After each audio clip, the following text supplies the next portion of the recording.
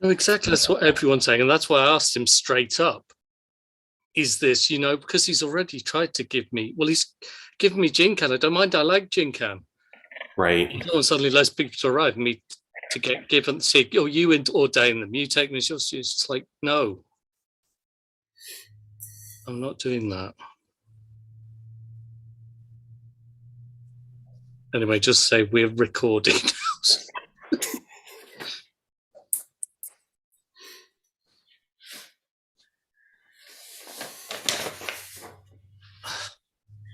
So my leaf for this morning is a weed.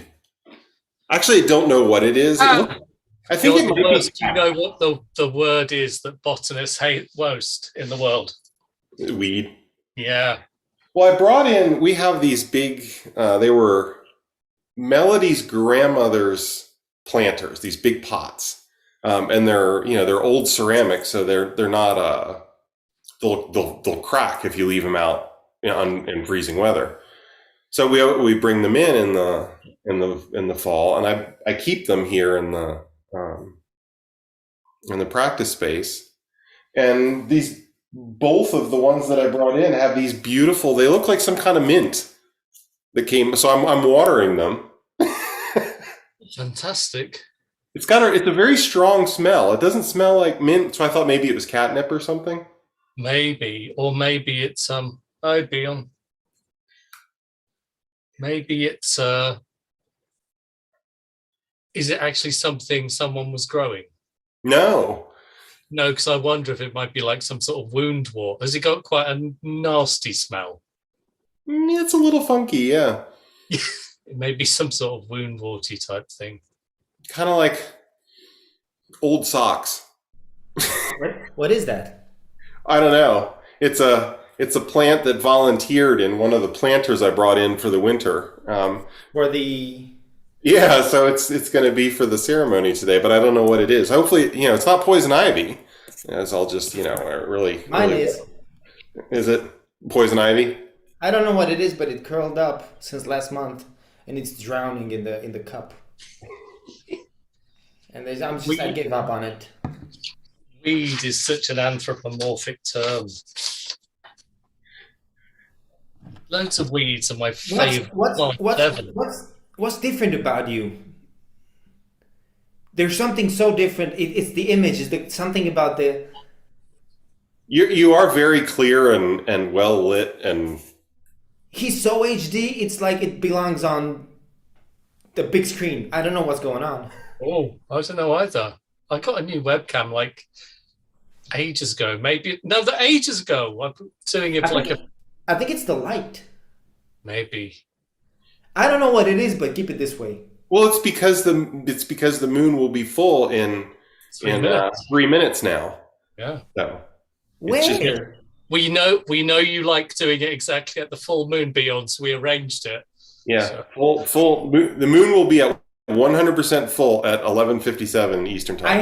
I have a picture from 2 days ago where I was like at 6 o'clock in the afternoon, went to the supermarket, and the moon was up in the middle of the sky, and it was blue and it was beautiful. And but my friend, the moon is full whether you can see it or not.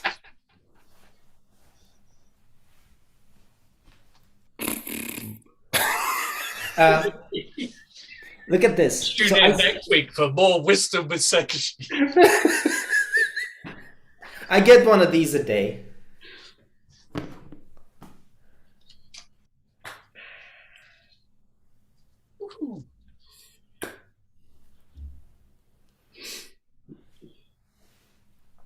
No, but it really is full moon at 11:57, so in 3 more minutes. I was very confused about that when you said it the other day, because I was like, how? Because for me it's like 6 o'clock in the afternoon, and for you it's midday.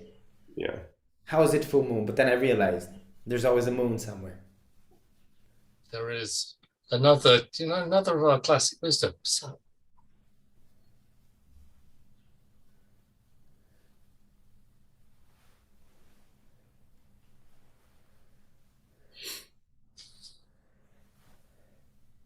Oh my goodness.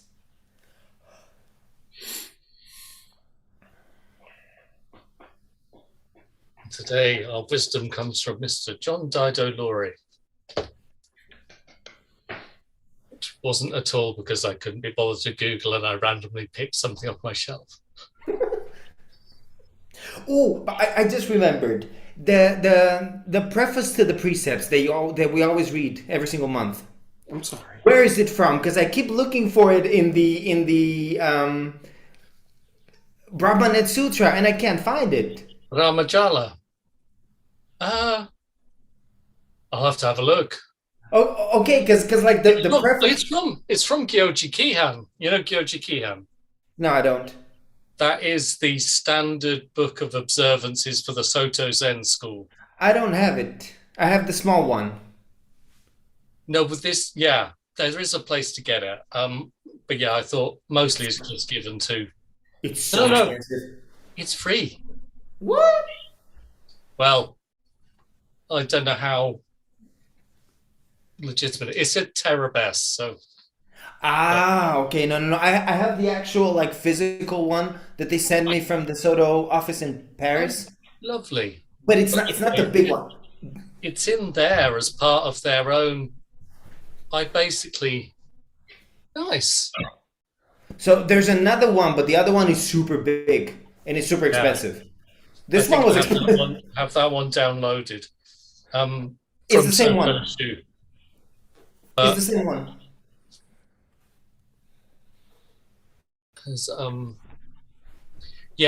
This ceremony is basically taken from the official Soto Shu book, and that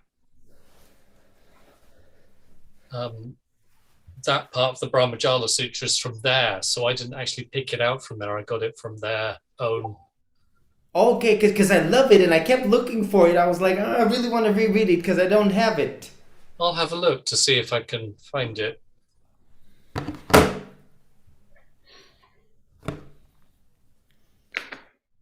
Where's the Ryaku Fusatsu? We all just missed it. It was exactly, the moon was 100% full 1 minute ago. Really?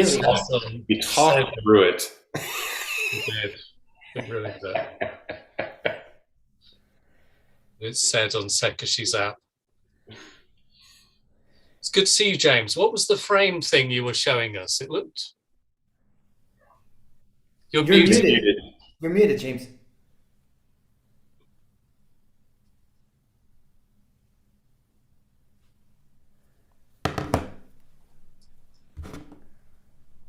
You're still muted. James, you're unable to mute. Are you able to unmute yourself? Oh, can you hear me now? Okay. I received lay Buddhist ordination from Ying Fa a while ago, and I wanted to recommit myself to the precepts. Fantastic. Yep. More than welcome. Yes. That was way back in 2007. Whoa. The good thing about the precepts is they're for life, not just for Jukai. So yeah, all fine. Fantastic. I think that's when I first took the precepts too in 2007. Oh, really? Yeah, with the Tibetan tradition. Oh, that's good. They differ slightly. The Tibetans are a lot more strict on alcohol and other things. Mm-hmm.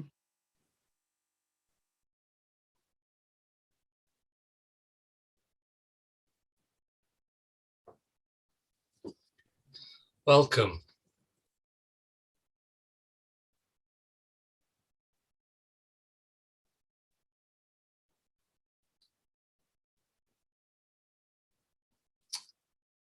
And we're on the hour, which I believe is midday in the Eastern time zone. And 5 o'clock here, somewhere near London. But anyway, it's lovely to see you all, and welcome to our monthly Ryaku Fusatsu full moon ceremony for recommitting to the precepts. And you're welcome whether you took the precepts last month, last year, or last lifetime. All are welcome, so it's all good. And before we start, we've just got some words of wisdom from John Dido Lore from 8 Gates of Zen. And he's talking about the precepts as they practice them at his own monastery, the Zen Mountain Monastery in New York. When this Dharma began to take root in the US, there arose a misconception about the role of morality and ethics in the practice of the Buddha Dharma. Statements that Zen was beyond morality or that Zen was amoral were made by distinguished writers such as D.T. Suzuki, and people assumed that this was correct. Nothing can be further from the truth. Enlightenment and morality are one. Enlightenment without morality is not true enlightenment. Morality without enlightenment is not complete morality. Zen is not beyond morality, but a practice that takes place within the world based on a moral and ethical teaching. That moral and ethical teaching has been handed down with the transmission from generation to generation.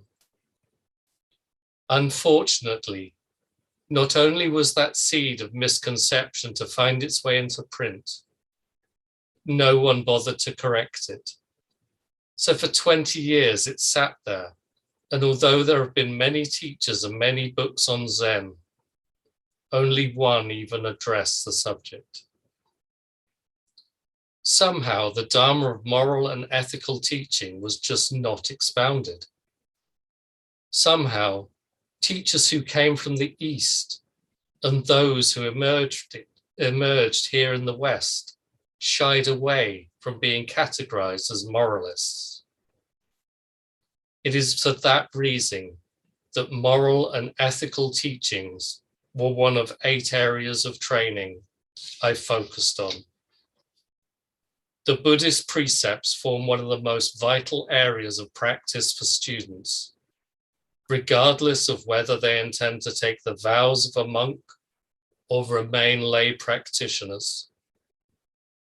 In essence, the precepts are a definition of the life of a Buddha, of how a Buddha functions in the world.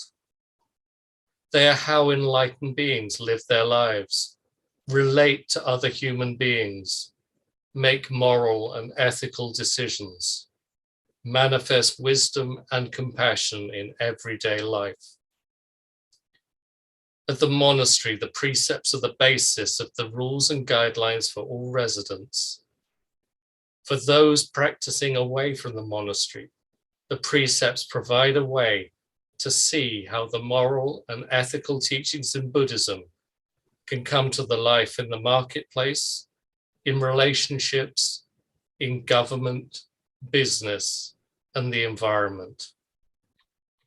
The precepts are unique among religious ethical teachings in that they are based on the experience of no self, and that experience makes all the difference in the world.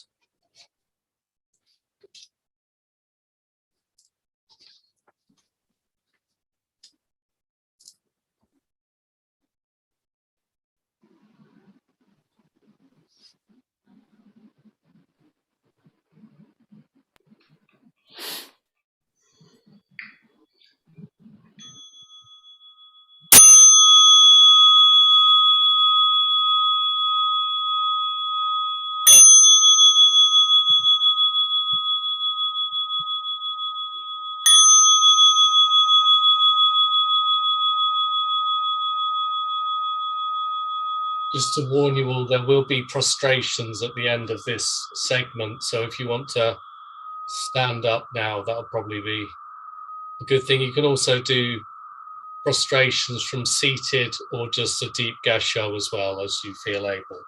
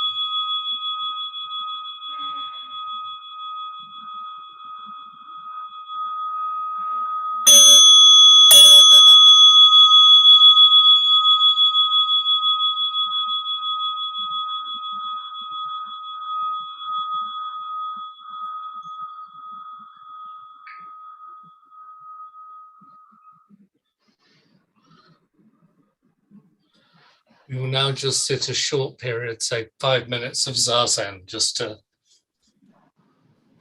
bring ourselves to the here and now.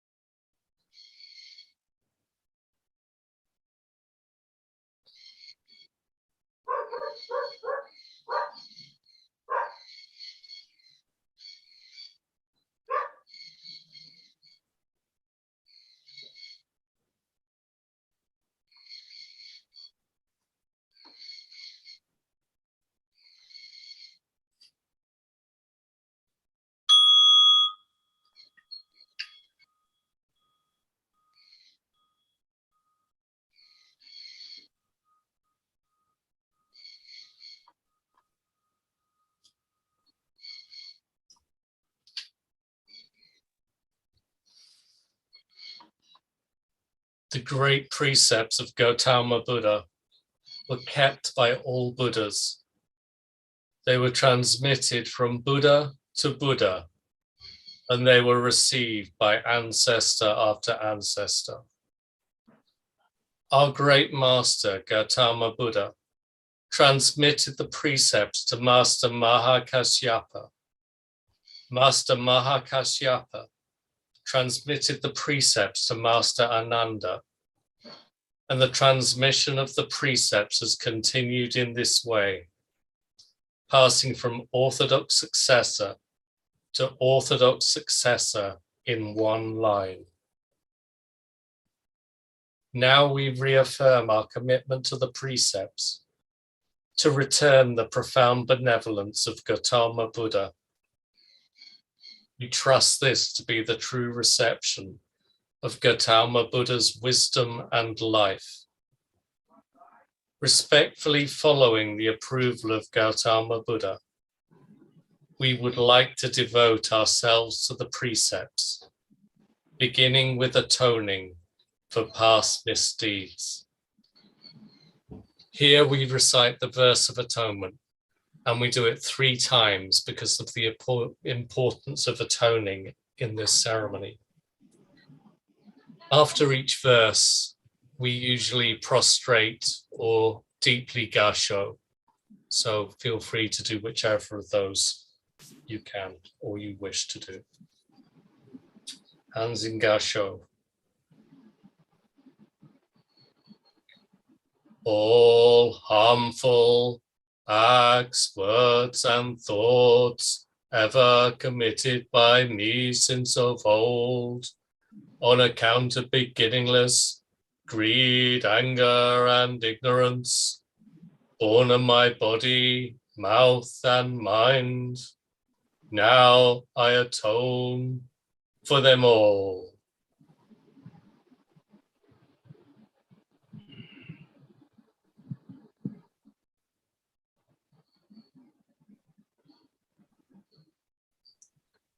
All harmful acts, words, and thoughts ever committed by me since of old, on account of beginningless greed, anger, and ignorance, born of my body, mouth, and mind, now I atone for them all.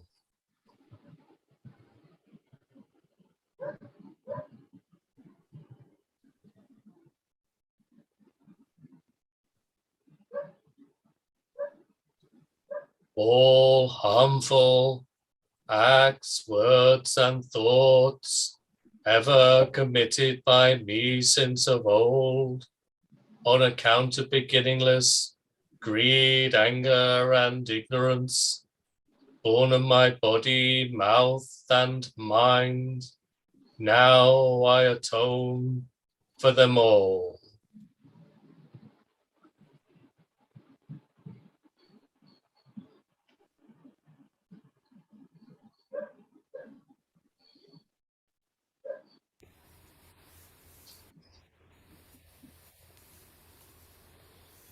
We now invoke the presence of all the Buddhas, and we recite together, invoking the presence of Buddhas and Bodhisattvas, of symbols of perfect moral practice, and of Bodhisattva action and activity in this world.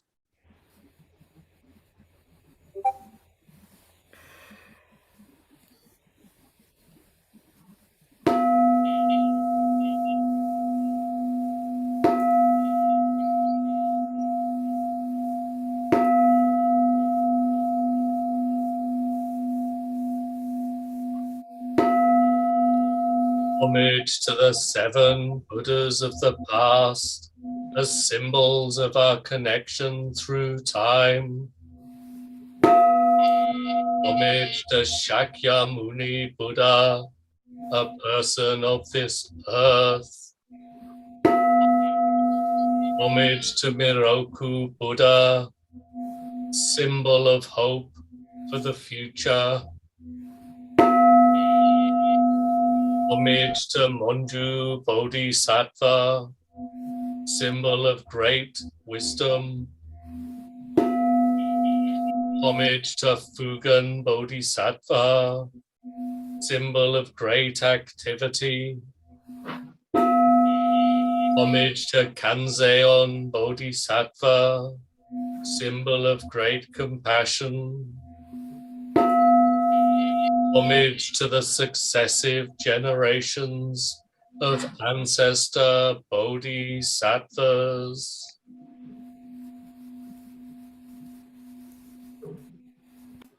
And as a sign of our intent to follow their way and their example, we recite the 4 bodhisattva vows 3 times as we normally do.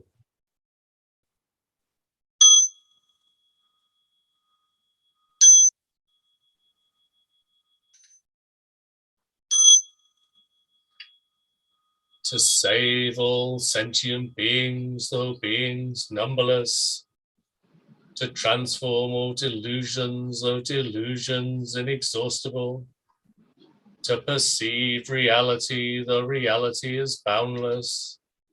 To attain the enlightened way, a way non-attainable. To save all sentient beings, though beings numberless. To transform all delusions, though delusions inexhaustible. To perceive reality, though reality is boundless. To attain the enlightened way, a way non-attainable. To save all sentient beings, though beings numberless. To transform all delusions, though delusions inexhaustible. To perceive reality, though reality is boundless. To attain the enlightened way, a way non-attainable.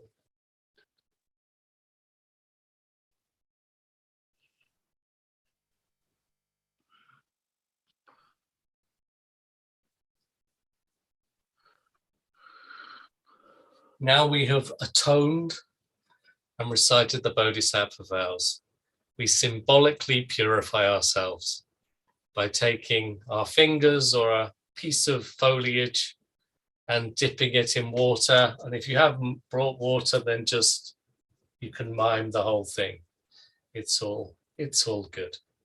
So we dip our fingers or foliage in the real or imagined water, and we just flick it over ourselves 3 times, just as a symbol of the month that's gone past, has passed, and we're stepping into a new lunar cycle.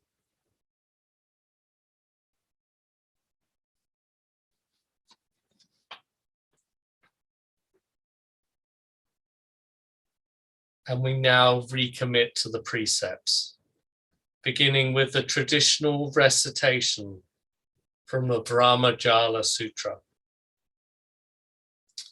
All you disciples of the Buddha, join your hands in reverence and listen wholeheartedly. Hands in Gasho. I would now like to articulate the preface to the great precepts of the Buddhas. If the members of the Sangha will quietly listen and they know how they have done wrong, they will atone. If they atone, then they will be at ease. If they do not repent, then their wrongdoing will grow more grievous. Those who have done wrong are silent, and because of their silence, you should know that all are purified. Dear Sangha, listen well. In this difficult age, when the lifetime of the Buddha sometimes seems distant, you should revere the Pratimoksha. The Pratimoksha is none other than these precepts. When you observe these precepts, it is like darkness meeting with light. It is like someone poor attaining a treasure. It is like someone who is ill being healed. It is like a prisoner being released from his chains. It is like a traveler who is able to return home. You should know that these precepts are the great teacher for this Sangha. No difference from the presence of the Buddha in the world here and now. By taking the precepts, thoughts of fear are difficult to produce. Unwholesome thoughts are difficult to give rise to. Therefore, a sutra says, do not trivialize minor misdeeds as if they are not problematic. Drops of water, though tiny, will gradually fill a large basin.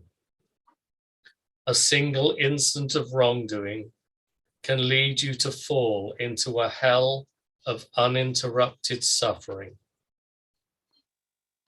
Once you lose this human body, you may not get another for 10,000 kalpas. Just as a galloping horse passes by swiftly, one's physical strength will not remain. The transience of human life goes beyond the mountains and seas. Even if something remains for the duration of one day, it will be difficult to hold on to it tomorrow. Members of the Sangha should each energetically advance their own mind. Be careful not to be lazy, negligent, drowsy, or arbitrary. In the evening, you must gather your thoughts and focus them firmly on the three treasures. Don't take as being a waste of time the effort to deepen your repentance. Members of the Sangha, each of you in your own minds should carefully rely on these precepts. Discipline yourselves in the practices that accord with the Buddha's teachings.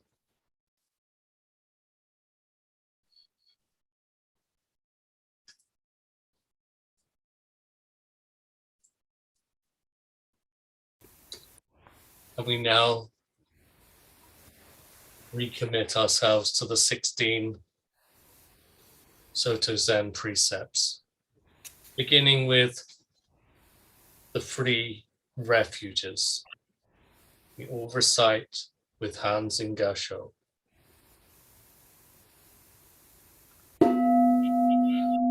Respectful devotion to Buddha, respectful devotion to Dharma, respectful devotion to Sangha,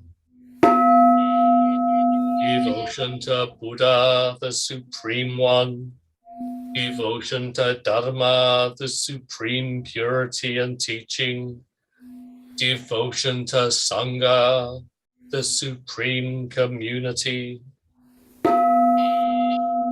perfect devotion to Buddha, perfect devotion to Dharma, perfect devotion to Sangha.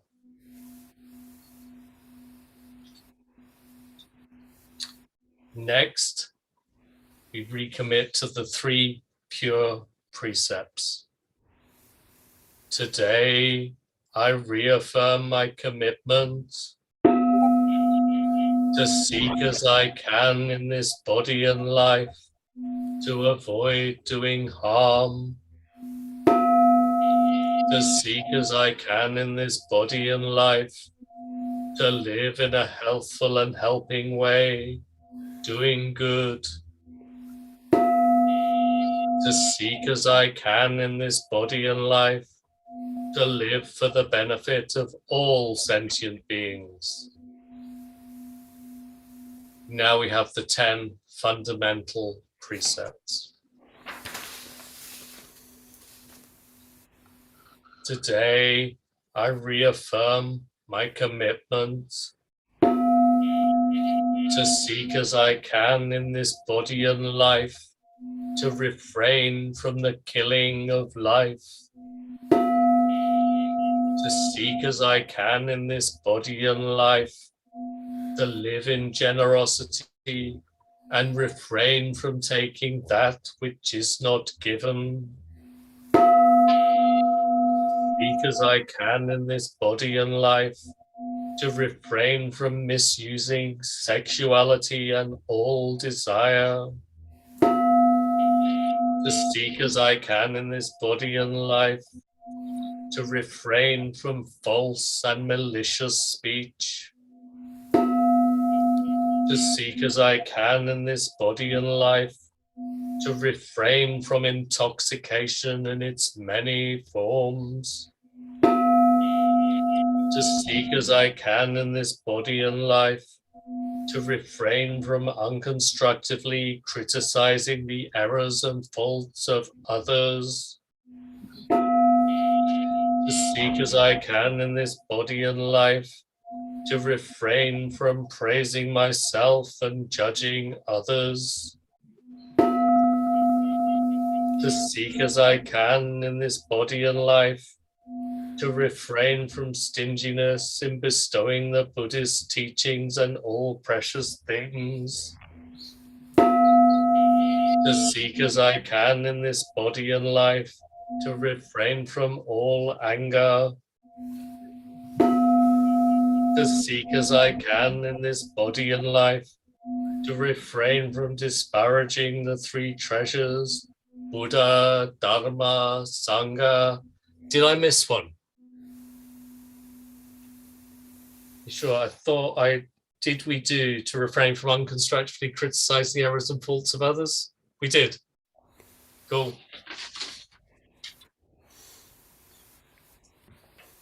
And if you didn't, we wouldn't criticize you. I think it's probably covered by all the other ones too. We're good. Abiding in this ephemeral world, may we exist in muddy water, with purity like a lotus. Nothing escapes the boundless mind. Thus we bow to Buddha.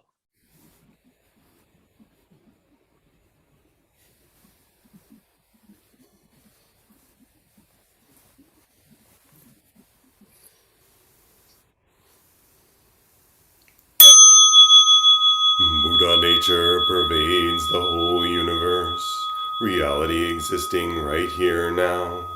In reaffirming our commitments to the precepts, we dedicate our sincere efforts to Shakyamuni Buddha, honored one, the historical Buddha and teacher, to the all-pervading and everlasting three treasures, to all arhats and bodhisattvas, mahasattvas, and their relations throughout the Dharma worlds. May our sincere vows to accomplish and live the enlightened way be realized together.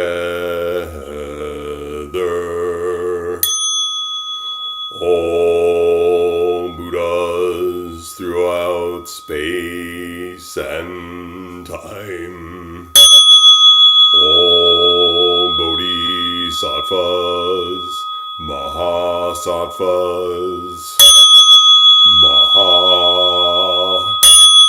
prajna paramita.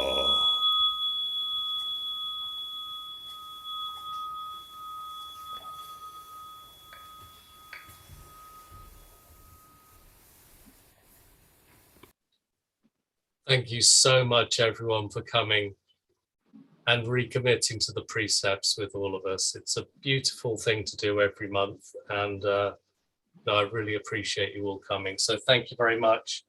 And now you can go ahead and live the month ahead, and I expect you all to be very good. No precept breaking at all. So thank you so much, and enjoy the rest of your day, and I'll catch you all soon. Take care.